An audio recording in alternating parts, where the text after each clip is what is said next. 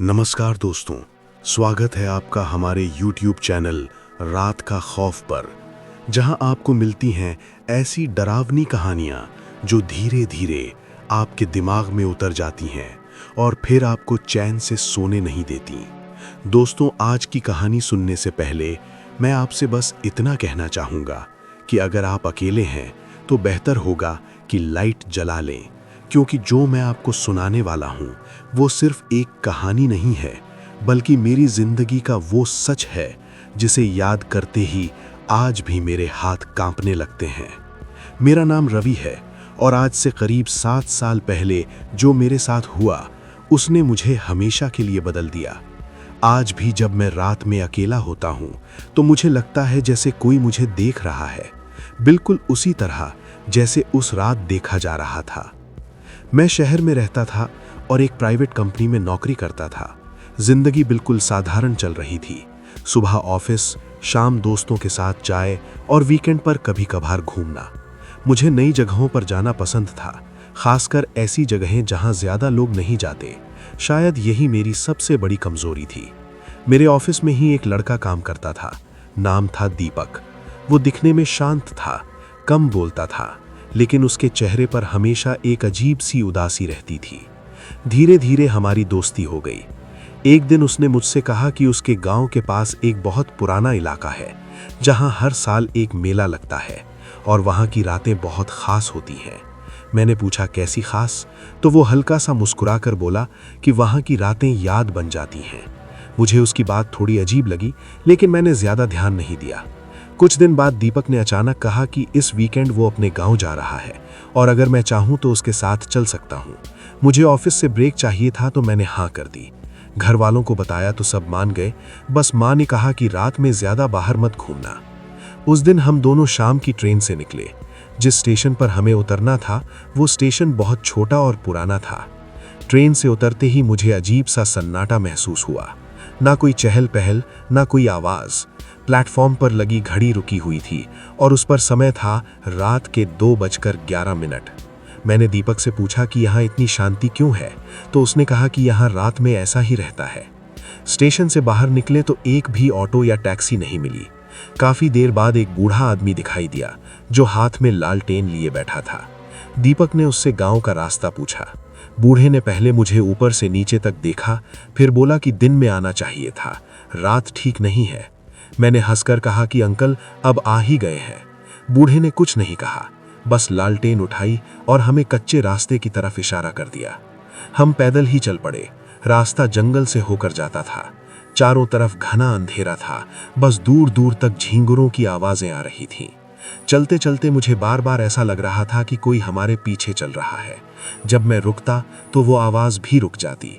कुछ दूर जाने के बाद हमें एक पुराना टूटा हुआ मकान दिखा। उसकी एक खिड़की से हल्की सी रोशनी बाहर आ रही थी। दीपक रुक गया। मैंने पूछा क्या हुआ, तो उसने कहा कि ये घर पहले आबाद था, लेकिन अब यहाँ कोई नहीं रहता। तभी अचानक उस घर के अंदर से किसी के हंसने की आवाज आई। मेरी रूह कांप गई।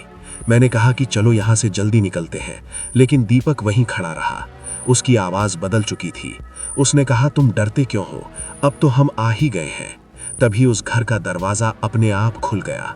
अंदर अंधेरा था, लेकिन मुझे साफ महसूस हुआ कि कोई हमें देख रहा है। मैंने दीपक का हाथ पकड़ा और खींचकर आगे बढ़ा। हम किसी तरह गांव पहुंच गए। गांव बहुत छोटा था और ज्यादातर घरों में अंधेरा था। दीपक के घर में उसकी माँ अकेली थी। उन्होंने हमें देखते ही कहा कि इतनी रात को क्यों आए हो। दीपक ने कुछ जवाब नहीं दिया। मैं बहुत थक चुका था, इसलिए बिना कुछ सोचे सो गया। लेकिन उस रात मुझे नींद नहीं आई। मुझे बार बार ऐसा लग रहा था जैसे कोई मेरे पास खड़ा है। अचानक मैंने देखा कि दीपक कमरे में नहीं था। बाहर निकला तो पूरा गांव सन्नाटे में डूबा हुआ था। दूर कहीं से वही हंसी की आवाज फिर सुनाई दी। सुबह जब मैं उठा तो दीपक कहीं नहीं था। उसकी माँ से पूछा तो वो चुप हो गई। थोड़ी देर बाद उन्होंने कहा कि दीपक तो कई साल पहले मर चुका है। ये सुनकर मेरे पैरों तले जमीन खिसक गई।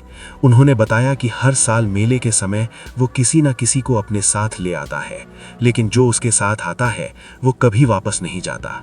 मैं डर के मारे वहां से भागा। स्टेशन पहुंचा तो वही घड़ी, वही समय, वही सन्नाटा। ट्रेन आई और मैं किसी तरह उसमें चढ़ गया। आज 7 साल हो चुके हैं, लेकिन हर साल उसी तारीख को रात के 2:11 पर मेरे फोन पर एक खाली कॉल आती है। ना कोई आवाज, ना कोई नंबर, बस सन्नाटा। दोस्तों, अगर कभी आप किसी ऐसी जगह जाएं जहां सब कुछ बहुत ज्यादा शांत लगे, तो समझ जाना कि वहां कुछ ऐसा है जो आपको देख रहा है। दोस्तों, अगर आपको लगा था कि उस रात स्टेशन से निकलकर मेरी कहानी खत्म हो गई, तो आप गलत थे। सच तो ये है कि मेरी असली जिंदगी की दहशत उसी दिन से शुरू हुई थी। उस ट्रेन में बैठकर मैं भले ही शहर वापस आ गया था, लेकिन जो मेरे साथ आया था वो कभी वापस नहीं गया। मैं कई दिनों तक खुद को समझाता रहा कि जो हुआ वो सिर्फ मेरा वहम था, थकान थी, या फिर डर की वजह से दिमाग ने खेल खेला। लेकिन धीरे धीरे मुझे समझ आने लगा कि जो मैंने देखा था वो हकीकत थी। शहर लौटने के बाद पहले कुछ दिन सब ठीक रहे, ऑफिस जाना, लोगों से मिलना, सब कुछ नॉर्मल। लेकिन जैसे ही रात होती, मेरे कमरे में अजीब सी बेचैनी भर जाती। मुझे लगता जैसे कोई कोने में खड़ा मुझे घूर रहा है। कई बार नींद के बीच अचानक मेरी आंख खुल जाती और मुझे लगता कि कोई मेरा नाम लेकर बुला रहा है। सबसे अजीब बात यह थी कि आवाज बिल्कुल दीपक जैसी होती थी, वही धीमी, भारी और ठंडी आवाज। एक रात करीब 2:11 पर मेरा फोन अपने आप बज उठा। मैंने डरते डरते स्क्रीन देखी, कोई नंबर नहीं था, बस खाली कॉल।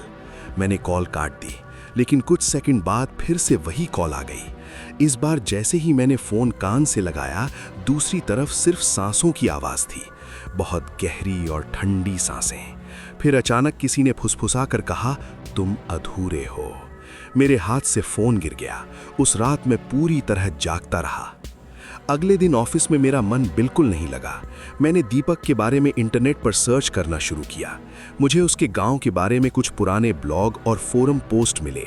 वहां लिखा था कि उस इलाके के पास एक पुराना रेलवे स्टेशन है जहां सालों पहले एक बड़ा हादसा हुआ था। एक ट्रेन वहां से गुजरते वक्त पटरी से उतर गई थी और कई लोग मारे गए थे। मरने वालों में एक युवक का नाम दीपक भी था। कहा जाता था कि उसकी लाश कभी मिली ही नहीं। मेरी रूह कांप गई। वही नाम, वही जगह। उसी रात मुझे सपना आया। मैं उसी स्टेशन पर खड़ा था, चारों तरफ अंधेरा। घड़ी 2:11 दिखा रही थी। तभी मुझे पीछे से किसी ने छुआ। मैंने पलटकर देखा तो दीपक खड़ा था, लेकिन उसका चेहरा सड़ा हुआ था, आंखें पूरी तरह काली। वो मुस्कुराया और बोला, अब वापस चलो। मैं चीखते हुए नींद से उठ गया। मेरे पूरे शरीर पर पसीना था, लेकिन जो मैंने देखा उसने मुझे अंदर से तोड़ दिया। मेरे कमरे के फर्श पर मिट्टी के गीले निशान थे, बिल्कुल वैसे जैसे गांव के कच्चे रास्ते पर थे। अब मुझे यकीन हो चुका था कि वो मेरे पीछे पीछे शहर तक आ चुका है। मैंने माँ को सब बताया। माँ ने एक पंडित जी से बात करवाई। पंडित जी ने मुझसे कहा कि वो आत्मा अधूरी है और उसे किसी का सहारा चाहिए। अगर मैं दोबारा उस जगह गया तो शायद सब खत्म हो सकता है। मैं डर गया, लेकिन हर रात हालात और बिगड़ते जा रहे थे। चीज़ें अपने आप गिरने लगीं, दरवाजे अपने आप खुलने लगे। एक रात तो मैंने साफ देखा कि मेरे कमरे के शीशे में दीपक का प्रतिबिंब खड़ा था। आखिरकार मैंने फैसला किया कि मुझे उस स्टेशन पर वापस जाना होगा। डर के बावजूद मैं उसी तारीख को रात की ट्रेन में बैठा। दिल जोर जोर से धड़क रहा था। जब ट्रेन उस स्टेशन पर रुकी तो सब कुछ वैसा ही था, वही सन्नाटा, वही घड़ी, वही समय। लेकिन इस बार प्लेटफॉर्म पर सिर्फ मैं नहीं था, वहां कई साए खड़े थे, बिना चेहरे के। सबकी नजरें मुझ पर थीं। तभी दीपक मेरे सामने आया। उसने कहा कि वो अकेला नहीं है। उस स्टेशन पर जो भी आया और वापस नहीं गया, वो सब वहीं फंसे हुए हैं और अब मेरी वजह से उनकी गिनती पूरी होने वाली थी। मैं रोने लगा, गिड़गिड़ाने लगा। तभी अचानक मुझे माँ की आवाज़ सुनाई दी। मेरे कानों में मंत्र गूंजने लगे। स्टेशन हिलने लगा, साए चीखने लगे। दीपक पीछे हटने लगा और चिल्लाकर बोला, तुम बच गए, लेकिन हमेशा के लिए नहीं। मैं बेहोश हो गया। जब होश आया तो मैं अस्पताल में था। डॉक्टर बोले कि मैं स्टेशन के पास बेहोश मिला था। आज भी मैं जिंदा हूँ, लेकिन कहानी खत्म नहीं हुई है। हर साल उसी तारीख को रात 2:11 पर मेरे फ़ोन पर एक मैसेज आता है, अगली बार तुम वापस आओगे। दोस्तों, अगर कभी आपको लगे कि कोई जगह आपको बुला रही है तो कभी पलटकर मत जाना, क्योंकि कुछ बुलावे मौत से भी ज़्यादा खतरनाक होते हैं। अगर आपको ये कहानी डरावनी लगी हो तो वीडियो को लाइक ज़रूर करना और रात का खौफ चैनल को सब्सक्राइब करना, क्योंकि अगली कहानी शायद इसी कहानी का आखिरी हिस्सा हो।